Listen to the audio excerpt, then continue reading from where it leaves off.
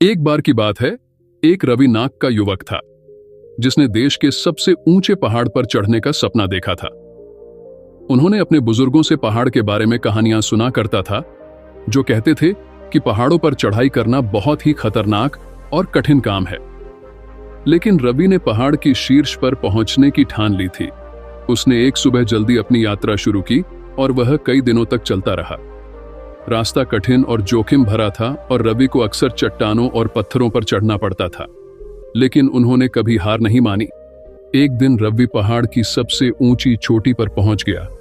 वह थका हुआ और कमजोर महसूस कर रहा था, लेकिन वह खुशी से भी भरा हुआ था। उसने अपना लक्ष्य हासिल कर लिया और उसने खुद को साबित कर दिया था कि वह जो कुछ भी ठान लेता है उसे पूरा किए बिना नहीं रुकती। जैसे ही वह युवक पहाड़ की चोटी पर खड़ा हुआ, उसने जमीन की ओर देखा। उसने हर दिशा में मीलों तक देखा और उसे शांति और उपलब्धि की अनुभूति महसूस हुई। वह जानता था कि वह इस पल को कभी नहीं भूलेगा। रवि की कहानी हमें ये याद दिलाती है कि अगर आप ठान लें तो कुछ भी संभव है। चुनौती चाहे कितनी भी कठिन क्यों न हो, अगर आप कभी हार नहीं मानते तो आप अंततः अपने लक्ष्य तक पहुंच ही जाएंगे। अपने सपनों को कभी मत छोड़ो, चाहे वे कितने भी कठिन क्यों न लगें। कड़ी मेहनत और दृढ़ संकल्प से कुछ भी संभव है। एक बार की बात है, एक गरीब औरत थी जिसका नाम सरस्वती था। वह एक छोटे से गांव में अपने पति और 2 छोटे बच्चों के साथ रहती थी। उसके पति एक मजदूर थे, लेकिन वह ज्यादा पैसे नहीं कमाते थे। सरस्वती को अपने परिवार का समर्थन करने के लिए कड़ी मेहनत करनी पड़ती थी। वह अमीर लोगों के घरों में नौकरानी के रूप में काम करती थी। एक दिन सरस्वती के पति की एक दुर्घटना में चोट लग गई। वह काम करने में असमर्थ थे और परिवार की आय पूरी तरह से बंद हो गई। सरस्वती को चिंता थी कि वह अपने परिवार को कैसे खिलाएगी। सरस्वती ने अपना खुद का व्यवसाय शुरू करने का फैसला किया। वह हमेशा खाना बनाना अच्छा करती थी, इसलिए उसने घर का बना खाना बेचने का फैसला किया। उसने अपने पड़ोसियों और दोस्तों को खाना बेचना शुरू किया। उसका खाना इतना स्वादिष्ट था कि जल्द ही गांव में लोकप्रिय हो गया। सरस्वती का व्यवसाय तेजी से बढ़ा। उसने स्थानीय बाजार में अपना खाना बेचना शुरू किया। उसने इवेंट्स की भी केटरिंग शुरू की। सरस्वती एक अच्छी कमाई करने में सक्षम थी और अपने परिवार का समर्थन कर सकती थी। सरस्वती की कहानी हम सभी के लिए एक प्रेरणा है। यह दिखाता है कि अगर हम कड़ी मेहनत करने और अपने सपनों को कभी नहीं छोड़ने के लिए तैयार हैं, तो गरीबी को दूर करना और सफलता प्राप्त करना संभव है। एक बार की बात है, एक गरीब औरत थी जिसका नाम आयशा था। वह एक छोटे से गांव में अपने माता पिता और छोटे भाई बहनों के साथ रहती थी। उसके पिता एक किसान थे, लेकिन खेत बहुत उपजाऊ नहीं था और वे अक्सर किसी तरह का गुजारा करते थे। आयशा एक बुद्धिमान और जिज्ञासु लड़की थी। वह अपने आसपास की दुनिया के बारे में जानना पसंद करती थी। वह एक वैज्ञानिक बनने का सपना देखती थी, लेकिन वह जानती थी कि अपने परिवार की वित्तीय स्थिति के कारण उसे अपना लक्ष्य हासिल करना मुश्किल होगा। एक दिन आयशा के पिता बीमार पड़ गए। वह काम करने में असमर्थ थे और परिवार की आय और भी कम हो गई। आयशा को अपने परिवार की मदद करने के लिए स्कूल छोड़ना पड़ा। आयशा ने अपने परिवार का समर्थन करने के लिए कड़ी मेहनत की। उसने घरों की सफाई और खेतों में काम करने जैसे अजीब अजीब काम किए। उसने स्थानीय बाजार में सब्जियां बेचना भी शुरू किया। अपनी व्यस्त दिनचर्या के बावजूद आयशा ने वैज्ञानिक बनने के अपने सपने को कभी नहीं छोड़ा। वह देर रात तक पढ़ाई करती थी और स्थानीय पुस्तकालय से किताबें उधार लेती थी। उसने घर पर भी अपने स्वयं के प्रयोग करना शुरू कर दिया। कई सालों की कड़ी मेहनत और दृढ़ संकल्प के बाद आयशा ने आखिरकार अपने सपने को हासिल कर लिया। वह विश्वविद्यालय में दाखिला लिया और वैज्ञानिक बन गई। उन्होंने विज्ञान के क्षेत्र में महत्वपूर्ण योगदान दिया। आयशा की कहानी हम सभी के लिए एक प्रेरणा है। यह दिखाता है कि अगर हम अपने दिमाग में रखते हैं और अपने सपनों को कभी नहीं छोड़ते हैं तो कुछ भी संभव है। यह भी दिखाता है कि हमारे जुनून का पालन करना महत्वपूर्ण है, भले ही यह मुश्किल हो। एक बार एक चरवाहे को जंगल में भेड़ बकरियां चराते समय शेर का छोटा सा बच्चा मिला। नन्हे से बच्चे को देखकर चरवाहे के मन में दया भाव जाग गया। वह शेर के बच्चे को अपने साथ लेकर आ गया। बच्चा भेड़ बकरी का दूध पीकर बड़ा होने लगा। वह बच्चा भेड़ बकरी के बच्चों के साथ खेलता और उनकी ही तरह व्यवहार करता। वह स्वयं को भी भेड़ बकरी समझने लगा। एक दिन जंगल में शेरों के झुंड ने भेड़ बकरियों पर आक्रमण कर दिया। सभी भेड़ बकरियां डर के मारे इधर उधर भागने लगे। उनको देख शेर का बच्चा भी भय से दौड़ने लगा।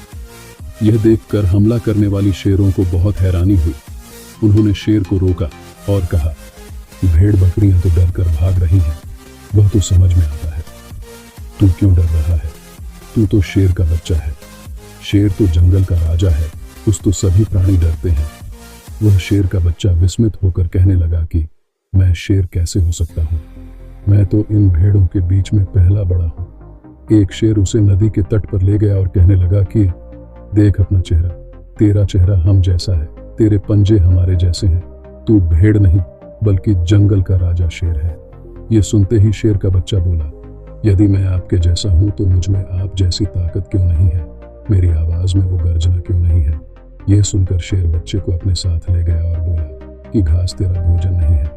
उसने शेर को मीट खाने के लिए दिया और अपनी संगति में रखकर उसके अंदर हिम्मत भरी। अब शेरों की संगति में रहकर उसमें एक नई ऊर्जा का संचार हुआ और धीरे धीरे उसे अपनी शक्तियों का अनुभव होने लगा। शेरों की संगति में रहकर शेर के बच्चे ने गर्जना लगाई तो पूरा जंगल उसकी गर्जना से गूंज उठा। उसके मन के संशय दूर हो गए और उसका आत्मविश्वास जग उठा। जैसे शेर स्वयं को भेड़ों की संगति में कमजोर मान रहा था, वैसे ही हम भी जीवन में कई बार ऐसे लोगों की संगति में होते हैं जो हमारे अंदर छुपी काबिलियत को समझ नहीं पाते और हम स्वयं को कमजोर मान लेते हैं और हमारे अंदर आत्मविश्वास की कमी हो जाती है।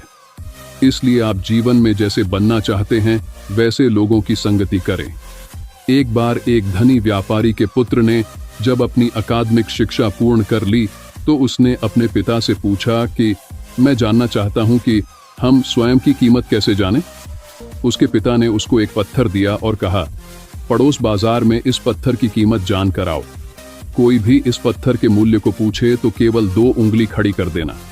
तुम सामने वाले को इस पत्थर का मूल्य आंकने देना, लेकिन किसी भी कीमत पर इस पत्थर को बेचना मत। लड़के ने बाजार में जाकर एक डिब्बी में उस पत्थर को एक टेबल पर रख दिया। बहुत से लोग उस पत्थर को देखकर निकल जाते। एक महिला को वह पत्थर सुंदर लगा। उसने पूछा, इस पत्थर की कीमत क्या है? उस लड़के ने 2 उंगली खड़ी कर दी। महिला बोली, अच्छा 200 रुपए। ठीक है, तुम यह पत्थर 200 रुपए में मुझे दे दो। लेकिन लड़के के पिता ने बेचने से मना किया था, इसलिए वापस आ गया। उसने पिता को बताया कि एक महिला इस छोटे से पत्थर के 200 रुपए दे रही थी। उसने पिता से पूछा, क्या सच में इस छोटे से पत्थर की कीमत 200 रुपए है? पिता ने कोई उत्तर नहीं दिया और बेटे को उस पत्थर की कीमत लगवाने के लिए एक जौहरी के पास भेजा। इस बार भी पिता ने कहा, जब वह मूल्य पूछे तो 2 उंगली खड़ी कर देना। लड़का जौहरी के पास पहुंचा और उसे पत्थर का मूल्य पूछा। जौहरी ने पत्थर की जांच की और पूछा कि तुम इस पत्थर की क्या कीमत चाहते हो? पिता के कहे अनुसार लड़के ने 2 उंगली खड़ी कर दी, जिसे देखकर जौहरी ने कहा कि हाँ, मैं इस पत्थर का तुमको 2 लाख रुपए दे सकता हूं। लड़का जौहरी की बात सुनकर चुपचाप दुकान से बाहर आ गया और पिता को सारी बात बताई। लड़का अब समझ चुका था कि उसके पिता ने उसे किसी कीमती पत्थर का मूल्य लगवाने के लिए भेजा था, लेकिन 2 उंगली से मूल्य बताने की बात उसे समझ नहीं आई थी। उसने अपने पिता से इस बारे में जानना चाहा तो उसके पिता ने कहा कि जरूर बताऊंगा, लेकिन उससे पहले इस पत्थर को जिस शोरूम में एंटीक चीजें बिकती हैं वहां से इसका मूल्य लगवा कर आओ। शर्त इस बार भी वही है, अगर वह मूल्य पूछे तो 2 उंगली खड़ी कर देना। लड़का ने वहां पर पहुंचकर पत्थर दिखाया। शोरूम वाले ने बहुत बारीकी से उस पत्थर को देखा। उसको देखा। उसको देखकर शोरूम के मालिक की आंखों में एक अलग चमक नजर आ रही थी। उसने पत्थर का मूल्य पूछा। लड़के ने 2 उंगली खड़ी कर दी। वह व्यक्ति बोला, हां, इस नाजाब पत्थर के लिए 2 करोड़ रुपए भी देने को तैयार हूं। यह एक बेशकीमती रत्न है। लड़का बिना पत्थर को बेचे अपने पिता के पास वापस लौट आया। पिता जानते थे कि इसके मन में बहुत से प्रश्न चल रहे हैं। पिता ने कहा कि अब तुम अपने सवालों के जवाब पूछ सकते हो। लड़के ने कहा कि पिताजी, आपने मुझे यह क्यों कहा? तुम केवल 2 उंगली खड़ी करके ही पत्थर की कीमत बताना। पिता ने कहा, तुमने स्वयं ही पूछा था कि इस जीवन की कीमत कैसे आंके। अब तुमको अपने सवाल का जवाब मिल जाएगा। पत्थर तो उस महिला, जौहरी और शोरूम वाले सभी के लिए एक था, लेकिन हर किसी ने अपनी अपनी समझ से उसका मूल्य बताया। वह महिला पत्थर की कीमत और गुण नहीं जानती थी, इसलिए उसने अपने हिसाब से इसका मूल्य 200 रुपए आंका। वह जौहरी भी इस पत्थर के बारे में जितना जानता था, उस हिसाब से उसने 2 उंगली देखकर उसका मूल्य 2 लाख बताया। लेकिन उस शोरूम वाले को इसकी खासियत पता थी कि यह एक नायाब पत्थर है, इसलिए उसने इसकी कीमत 2 करोड़ आंकी। ये तुम्हारे लिए सीख है कि जीवन में आप अपनी कीमत जैसी आंकना चाहते हैं, वैसे लोगों की संगति करो और वैसे लोगों का ही अनुसरण करो। क्योंकि पत्थर तो 200 रुपए कीमत आंकने वाले के लिए वही था और 2 करोड़ आंकने वाले के लिए भी। इसलिए जीवन में सफलता प्राप्त करनी है तो खुद के मूल्य को समझें और सफल लोगों की संगति करो। एक बार एक राजा को अपने महल में लगी 3 मूर्तियों से बहुत लगाव था। महल में हर कोई इस बात से परिचित था, लेकिन एक दिन सफाई के दौरान एक सेवक से उन 3 मूर्तियों में से एक मूर्ति गलती से टूट गई। राजा उस समय उन मूर्तियों के आसपास ही खड़ा था, इसलिए उसने क्रोध में आग बबूला होकर आप देखा न ताव उस सेवक को मृत्युदंड दे दिया। सेवक मृत्युदंड की खबर सुनकर भी समभाव खड़ा रहा और उसने तुरंत बाकी की दोनों मूर्तियां भी तोड़ दी। यह देखकर राजा का पारा 7वें आसमान पर पहुंच चुका था। राजा ने उससे पूछा कि क्या तुम पागल हो गए हो? क्या तुम जानते नहीं कि यह मूर्तियां मुझे कितनी प्रिय है? सेवक बोला, महाराज, मैं जानता हूं कि यह मूर्तियां आपको बहुत प्रिय है, इसीलिए तो मुझे मृत्युदंड मिला है। राजा हैरानी से उसकी ओर देखते हुए, फिर तुमने ऐसा कृत्य क्यों किया? सेवक ने कहा, राजन, यह तीनों मूर्तियां तो मिट्टी से बनी है और मिट्टी को तो आज नहीं तो कल मिट्टी में मिलना ही होता है। रही बात इन मूर्तियों को तोड़ने की, तो जैसे गलती से आज मुझसे एक मूर्ति टूट गई, कल बाकी की बच्ची हुई, दोनों किसी ओर से टूट सकती थी। राजन, मुझे तो एक मूर्ति को तोड़ने पर मृत्युदंड मिल ही खा। उसको देखकर शोरूम के मालिक की आंखों में एक अलग चमक नजर आ रही थी। उसने पत्थर का मूल्य पूछा। लड़के ने 2 उंगली खड़ी कर दी। वह व्यक्ति बोला, हां, इस नाजाब पत्थर के लिए 2 करोड़ रुपए भी देने को तैयार हूं। यह एक बेशकीमती रत्न है। लड़का बिना पत्थर को बेचे अपने पिता के पास वापस लौट आया। पिता जानते थे कि इसके मन में बहुत से प्रश्न चल रहे हैं। पिता ने कहा कि अब तुम अपने सवालों के जवाब पूछ सकते हो। लड़के ने कहा कि पिताजी, आपने मुझे यह क्यों कहा? तुम केवल 2 उंगली खड़ी करके ही पत्थर की कीमत बताना। पिता ने कहा, तुमने स्वयं ही पूछा था कि इस जीवन की कीमत कैसे आंके। अब तुमको अपने सवाल का जवाब मिल जाएगा। पत्थर तो उस महिला, जौहरी और शोरूम वाले सभी के लिए एक था, लेकिन हर किसी ने अपनी अपनी समझ से उसका मूल्य बताया। वह महिला पत्थर की कीमत और गुण नहीं जानती थी, इसलिए उसने अपने हिसाब से इसका मूल्य 200 रुपए आंका। वह जौहरी भी इस पत्थर के बारे में जितना जानता था, उस हिसाब से उसने 2 उंगली देखकर उसका मूल्य 2 लाख बताया। लेकिन उस शोरूम वाले को इसकी खासियत पता थी कि यह एक नायाब पत्थर है, इसलिए उसने इसकी कीमत 2 करोड़ आंकी। ये तुम्हारे लिए सीख है कि जीवन में आप अपनी कीमत जैसी आंकना चाहते हैं, वैसे लोगों की संगति करो और वैसे लोगों का ही अनुसरण करो। क्योंकि पत्थर तो 200 रुपए कीमत आंकने वाले के लिए वही था और 2 करोड़ आंकने वाले के लिए भी। इसलिए जीवन में सफलता प्राप्त करनी है तो खुद के मूल्य को समझें और सफल लोगों की संगति करो। एक बार एक राजा को अपने महल में लगी 3 मूर्तियों से बहुत लगाव था। महल में हर कोई इस बात से परिचित था, लेकिन एक दिन सफाई के दौरान एक सेवक से उन 3 मूर्तियों में से एक मूर्ति गलती से टूट गई। राजा उस समय उन मूर्तियों के आसपास ही खड़ा था, इसलिए उसने क्रोध में आग बबूला होकर आप देखा न ताव उस सेवक को मृत्युदंड दे दिया।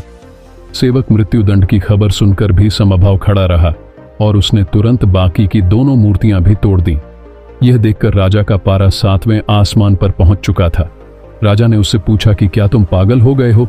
क्या तुम जानते नहीं कि यह मूर्तियां मुझे कितनी प्रिय है? सेवक बोला, महाराज, मैं जानता हूं कि यह मूर्तियां आपको बहुत प्रिय है, इसीलिए तो मुझे मृत्युदंड मिला है। राजा हैरानी से उसकी ओर देखते हुए, फिर तुमने ऐसा कृत्य क्यों किया? सेवक ने कहा, राजन, यह तीनों मूर्तियां तो मिट्टी से बनी हैं और मिट्टी को तो आज नहीं तो कल मिट्टी में मिलना ही होता है। रही बात इन मूर्तियों को तोड़ने की, तो जैसे गलती से आज मुझसे एक मूर्ति टूट गई, कल बाकी की बच्ची हुई, दोनों किसी और से टूट सकती थी। राजन, मुझे तो एक मूर्ति को तोड़ने पर मृत्यु दंड मिल ही चुका था, इसलिए मैंने बाकी की दोनों भी तोड़ दी ताकि अन्य कोई मृत्यु दंड से बच जाए। राजा उसका उत्तर सुनकर अवाक रह गया। राजा ने उससे पूछा कि तुम मृत्यु दंड मिलने पर भी संभव कैसे हो? ऐसी विषम परिस्थिति में भी तुमने धैर्य नहीं खोया, बल्कि तुम दूसरों के भले के बारे में सोच रहे हो कि कहीं किसी और को मृत्यु दंड ना मिले। सेवक बोला, राजन, ईश्वर ने मुझे यह मनुष्य जीवन दिया, हर एक सुख सुविधा उपलब्ध कराई। जब जीवन और सुख सुविधाएं ईश्वर ने दी है, तो अगर उसने कुछ कटु अनुदान दे भी दिया तो उसकी नियति पर शक नहीं करना चाहिए। जीवन और मृत्यु पर केवल उसका अधिकार है।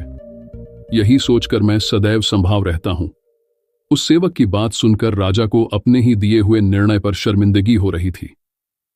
राजा समझ चुका था कि उसने अपने पद का अनुचित प्रयोग किया है।